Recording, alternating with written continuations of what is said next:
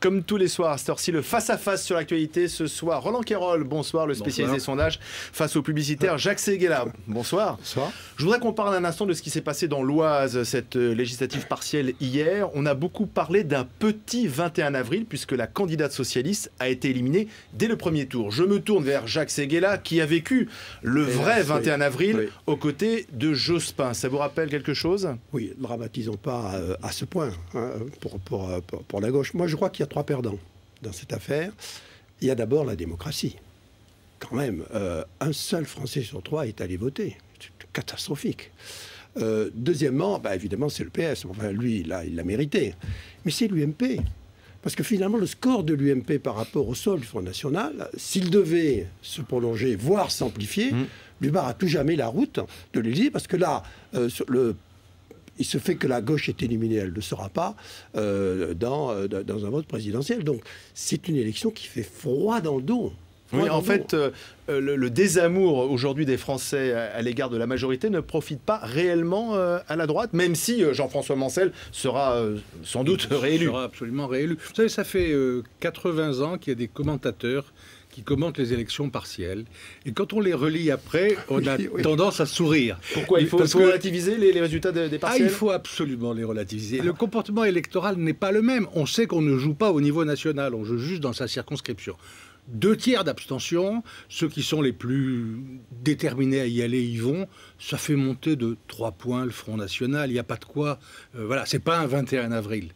Le Front National, dans les élections nationales, depuis 10 ans, n'a pas gagné 1 point. Alors arrêtons cet épouvantail, cette banalisation. Les Français n'en veulent pas. En revanche... il se qualifie pour le 2e tour tout de même. Et alors?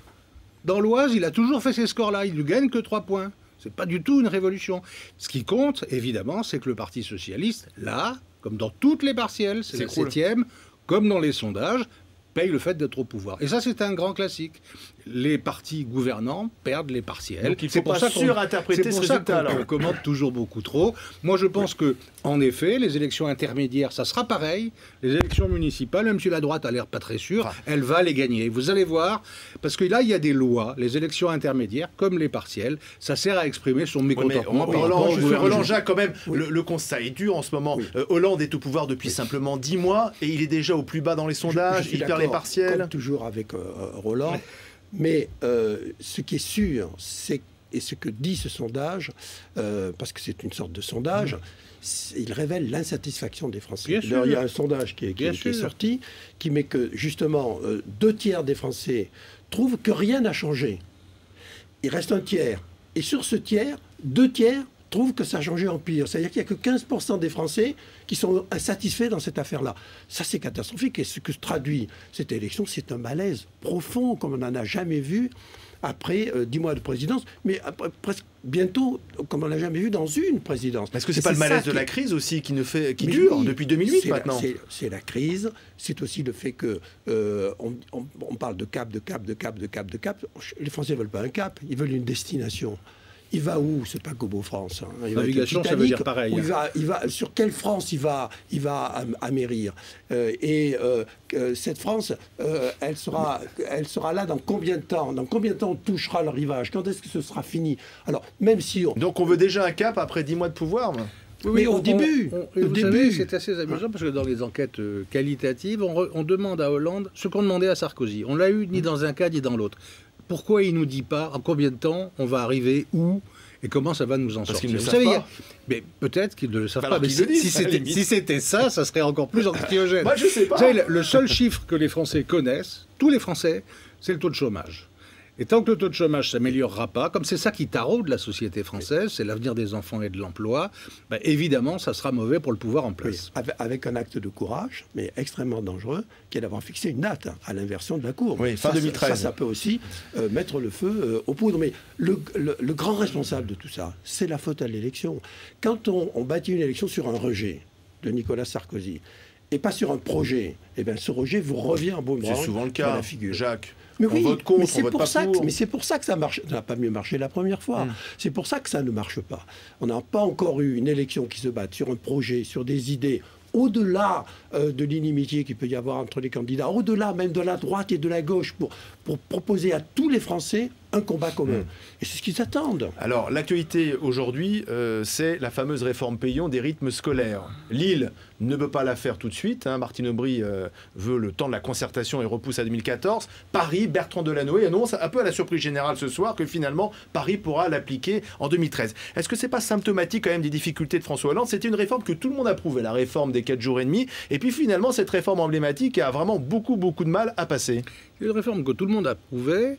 Et puis, sur le terrain, on voit que tout le monde râle un peu. Il y a les communes qui disent ça va nous coûter cher, il faut qu'on s'organise. Il y a les enseignants qui disent mais on n'a pas de contrepartie, on veut bien, mais enfin. Et il y a les parents d'élèves qui n'ont pas envie tous de changer. Et donc, on s'aperçoit que la mise en œuvre d'une réforme théoriquement acceptée par tous les colloques, les conférences, les rencontres, c'est plus difficile à faire marcher. Alors, moi, je suis pour l'expérimentation. Je trouve que tout le monde fasse en même temps la même chose dans ce pays. C'est comme ça qu'on casse les réformes. Donc, on leur a dit 2013 ou 2014. L'important, c'est que la réforme finisse par passer. Vous savez, il y a une chose au printemps 2014, c'est les élections municipales. Nous ne sommes pas maires. Si nous l'étions dans une commune, on se dirait peut-être évitons. Vous dites ça pour Martine Aubry? Je dis ça pour tous les maires qui disent aujourd'hui. Voyons ça à la rentrée de l'automne 2014. En fait, il y a une triple erreur de communication. Je suis désolé de toujours... Oui, parce qu'au départ, la réforme, tout le monde l'approuvait sur le papier. Bon, mais j'en profite d'ailleurs pour saluer le président Hollande. Il a eu l'humour qu'il fallait face à, vous en parliez tout à l'heure, face à la chanson de Carla Bruni. On va y revenir, on va parler du pingouin dans un instant. Il y a une triple faute. La première faute, c'est une faute de saucissonnage. C'est pas une loi dans son ensemble, c'est un morceau de loi. Alors évidemment, je recommande. Deuxièmement, tu l'as dit, une faute de timing, on ne fait pas ça au monde municipal, puis une faute de pédagogie, ça a été tellement mal fait.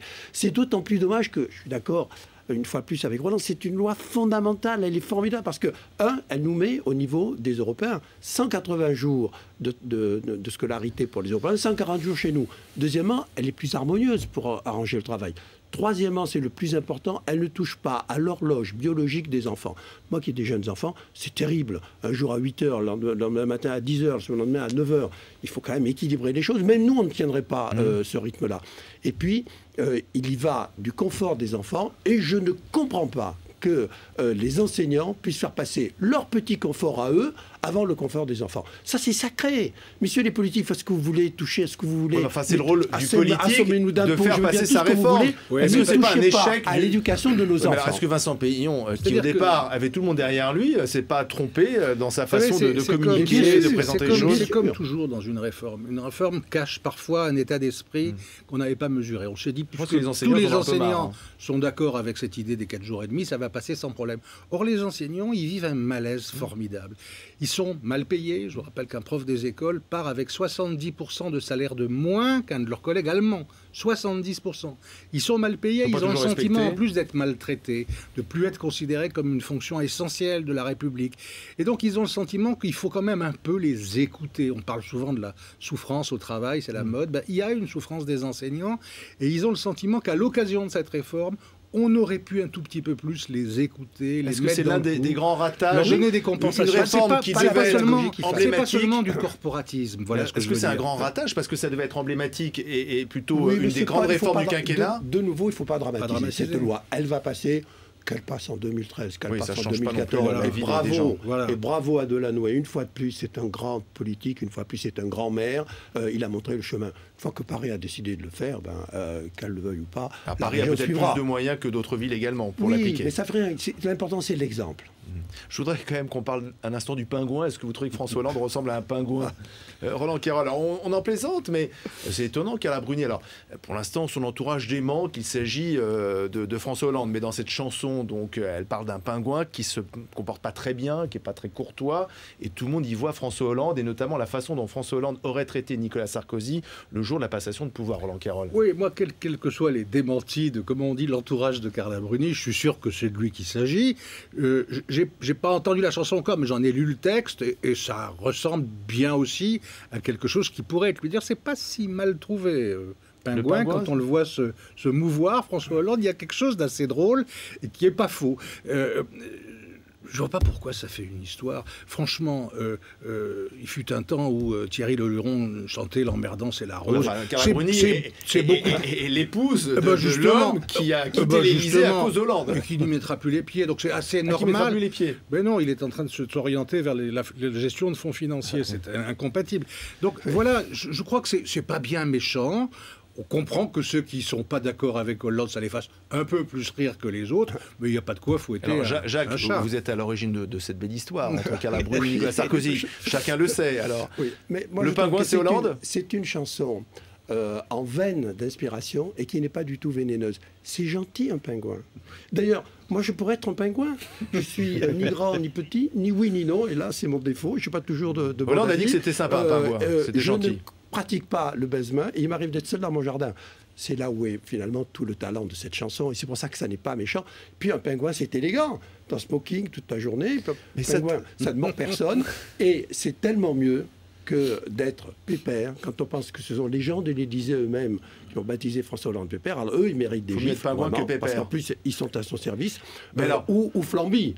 Parce que, oui, Flamby, c'est plus vache. Hein. Bien sûr. Et je me souviens de François Mitterrand, qui, quand il a eu sa grenouille au Bébé de Show, a dit, mais finalement, ça aurait pu être pire. C'est au mot près ce que François Hollande a dit de la chanson. Et moi, j'aime bien quand on a de l'humour, comme François Hollande, c'est bien d'applaudir à l'humour des autres. Ce que les gens d'humour font rarement. Donc ça permet finalement de dédramatiser la chose. Mais c'est-à-dire que quand même... Et surtout, elle est très talentueuse. Les Sarkozy sont un peu obsédés par Hollande et Hollande est un peu obsédé par Sarkozy. Ça continue. Écoutez, là, c'est pas Hollande qui est obsédé. Il se trouve qu'il y a la chanson qui sort et on lui dit c'est de toi qu'il s'agit. Le plus important de tout, la liberté de la création artistique est aussi sacrée que la liberté de la presse. On ne peut pas y toucher. C'est une grande tradition française, de Brassens à Gainsbourg à Barbara. Et je trouve formidable que Carla, je ne sais pas si elle l'a fait indûment, peu importe, qu'elle soit dans cette veine-là. Merci Jacques Séguéla, qui aurait pu être un pingouin. C'est son aveu ce soir. Merci Roland Querol. Je ne sais pas, non, vous n'êtes pas un pingouin. Merci messieurs, à suivre sur BFM TV, le 20h présenté par Alain Marchal. Très bonne soirée. À demain 18h pour BFM Story.